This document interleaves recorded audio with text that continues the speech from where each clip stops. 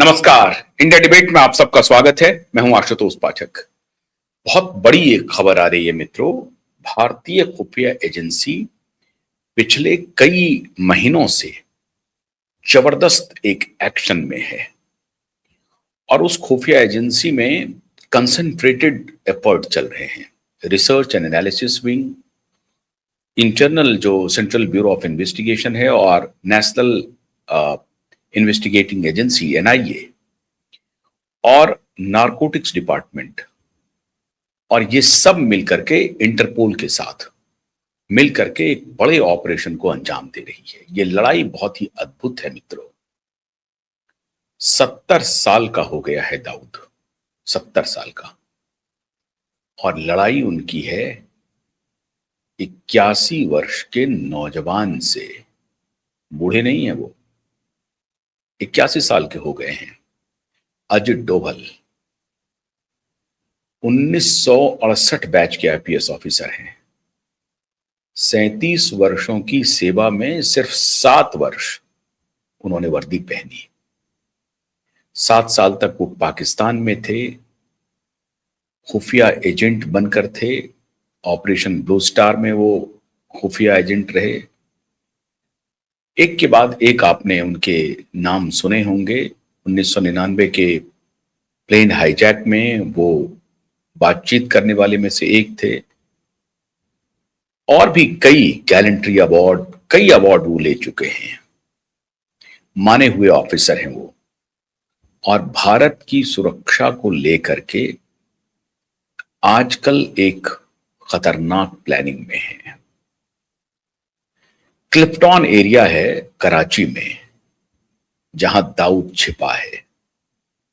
ISI और Pakistani army के संरक्षण में उस क्लिफ्टन इलाके में, ये इलाका वहां है जहां से एयरपोर्ट और पोर्ट दोनों नजदीक है, कि अगर ऐसी कोई परिस्थिति होती है जहां पर कि दाऊद को एलिमिनेट किया जा सकता है, ऐसी परिस्थिति में उनको बचा करके निकालने के लिए एयरपोर्ट का भी एयर मार्ग भी चुना जा सकता है और समुद्री मार्ग को भी चुना जा सकता है आसानी से।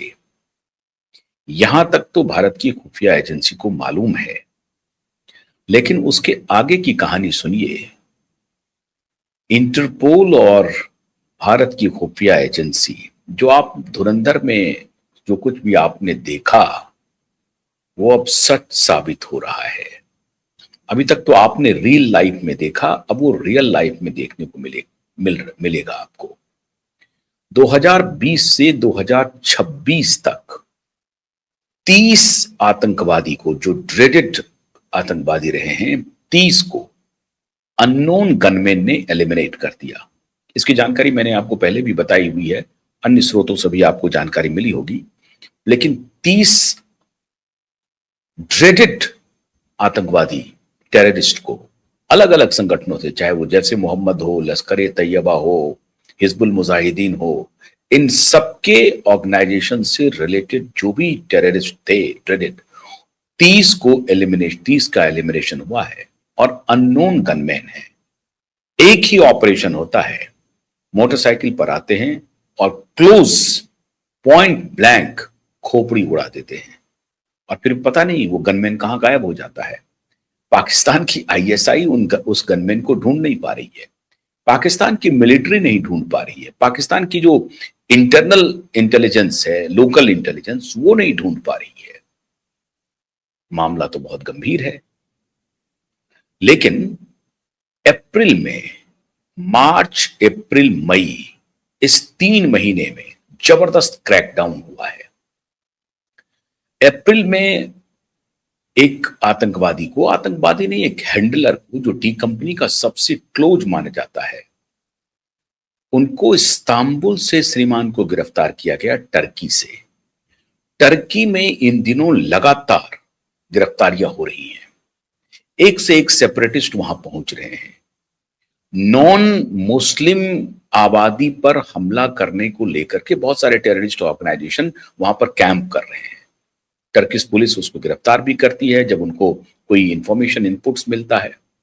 भारत को इनपुट्स था कि डी कंपनी का एक बड़ा हैंडलर, जो ड्रग हैंडलर है सलीम दुल्ला, मैं आपको उसका पूरा विवरण आपको सुनाता हूं, कैसे उनकी गिरफ्तारी हुई और अब जो अभी जो खेल चल रहा है इसके आगे मार्च में क्या हुआ, अप्रैल में क्या हुआ, मई में क्या हुआ और जून में कैसे ये खेल चलेगा।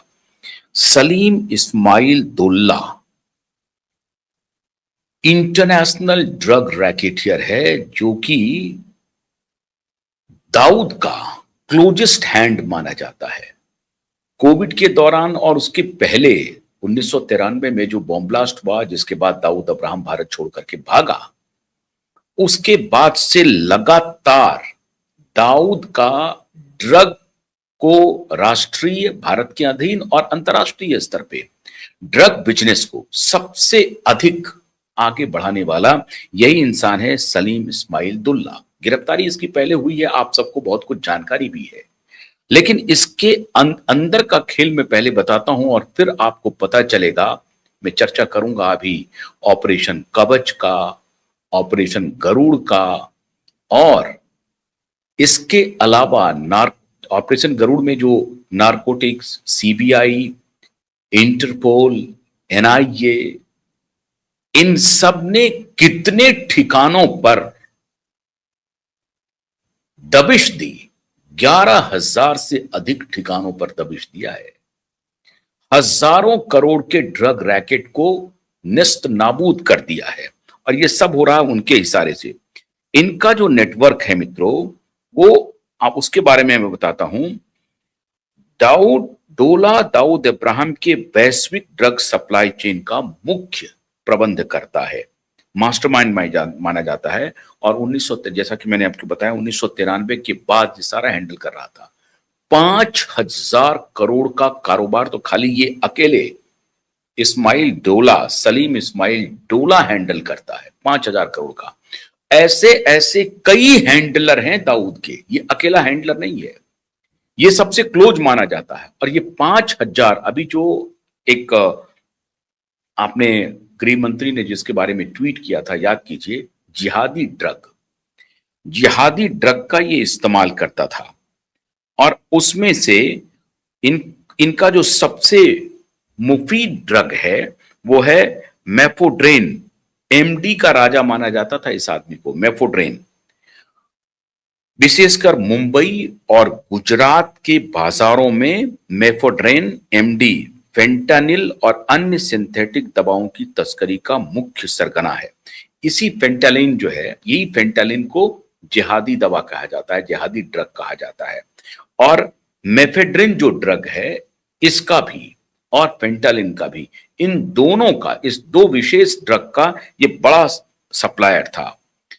डोला का परिवार और उसके सहयोगी महाराष्ट्र के सांगली जिले में गुप्त रूप से सिंथेटिक ड्रग्स बनाने की फैक्ट्रियां संचालित करते थे। अभी तक क्या होता था मित्रों कि बाहर से ड्रग ये लाते थे, उसकी तस्करी करते थे और भारत में फैलाते थे।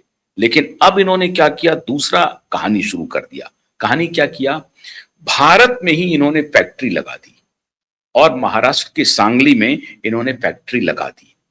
अभी मैं थोड़ा सा रेफरेंस दे रहा हूं, तब आपको पता चलेगा कि 81 वर्ष के डोभाल क्या खेल कर रहे हैं और क्लिफ्टन एरिया जो कराची में है वहां पर क्या होने वाला है, ये भी मैं आपको बताता हूं। तो सांगली में इन्होंने फैक्ट्री शुरू कर दिया और वहीं से ये पूरा वैश्विक नेटवर्क ये चलाता था। लेकिन अभी इन्होंने क्या, ये या जब यहां भारत में जब इनको लगा कि यहां से दबिश हो सकती है, थोड़ा अंतर्राष्ट्रीय बाजार में चलते हैं, तो ये पहुंच गया इस्तांबुल, टर्की। दुबई में ये रहना उचित नहीं समझा क्योंकि दुबई में तो अच्छा कारोबार चल रहा था। यहां से पहुंच गया ये इस्तांबुल, टर्की। वहां पर ये हमजा और अब्दुल के फर्जी नाम से इस्तांबुल में रहना शुरू कर दिया। फिर वहां पर मनी लॉन्ड्रिंग का खेल शुरू किया और इससे जो काले धन की जो कमाई होती थी, बजाब्ता इन्होंने चार्टर्ड अकाउंटेंट हायर कर रखे हैं और एक नहीं, कई चार्टर्ड अकाउंटेंट इस अवैध कमाई में इनके शागिर्द थे। फिर वहां से कमाई होती थी और फिर ये फंड टेरर को जाता था।